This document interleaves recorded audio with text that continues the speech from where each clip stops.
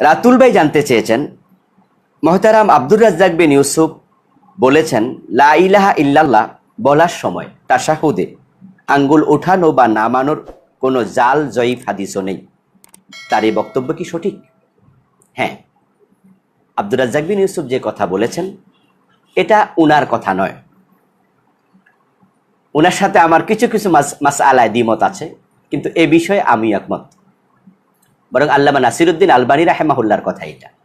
আল্লামা নাসিরুদ্দিন আলবানী রাহেমাহুল্লাহ বলেছেন তাশাহুদের বৈঠকে লা ইলাহা ইল্লাল্লাহ বলে আপনার তর্জনী আঙ্গুল তোলা দেবে আবার নামাবে, এমন কোনো জাল জয়ীফ হাদিসও নেই।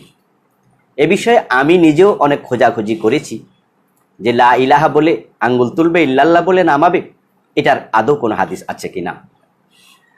বরং হাদিসে পাওয়া যায় রাসূল সাল্লাল্লাহু আলাইহি সাল্লাম যখন নামাজে বসতেন, বসার পরেই তিনি আঙ্গুল দিয়ে ইশারা করতেন, অর্থাৎ তিনি হাতের আঙ্গুলগুলো বৃদ্ধার সাথে মধ্যমাকে জড়ো করে তারপরে তর্জনী আঙ্গুল এইভাবে তুলে রাখতেন। কোনো হাদিসে পাওয়া যায় তিনি নাড়াতেন, কোনো হাদিসে পাওয়া যায় তিনি ইশারা করে রাখতেন, তুলে রাখতেন। কিন্তু লা ইলাহা বলে তুলবে, ইল্লাল্লাহ বলে নামাবে, এমন কোনো হাদিস আমিও খুঁজে পাইনি।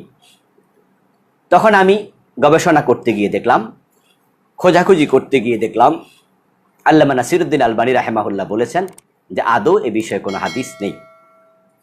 তা আমরা তাশাহুদে বসার সাথে সাথে আমরা উরুর উপরে রেখে দেব, অথবা আমরা হাঁটু দড়িয়ে রাখবো বাম হাত দিয়ে, সেটাও হাদিসে আছে।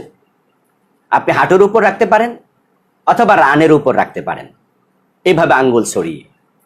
কিন্তু ডান হাতটাকে ছড়িয়ে রাখবেন না, বরং তাশাহুদে বসার সাথে সাথে মধ্যমা আঙ্গুলির সাথে বৃদ্ধাঙ্গুলি এইভাবে লাগাবেন, আঙ্গুলগুলোকে এভাবে করবেন, তারপরে এই আঙ্গুলটা আপনি তোলা দিয়ে রাখবেন।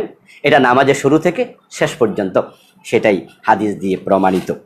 এবার নাড়ানোর হাদিসও আছে, অথবা নাড়ানো লাগবে না সেই হাদিসও আছে। আপনি যে কোনো একটি হাদিস আমল করতে পারেন। আলোকিত টিভি 24, আলোর সন্ধানে 24 ঘন্টা।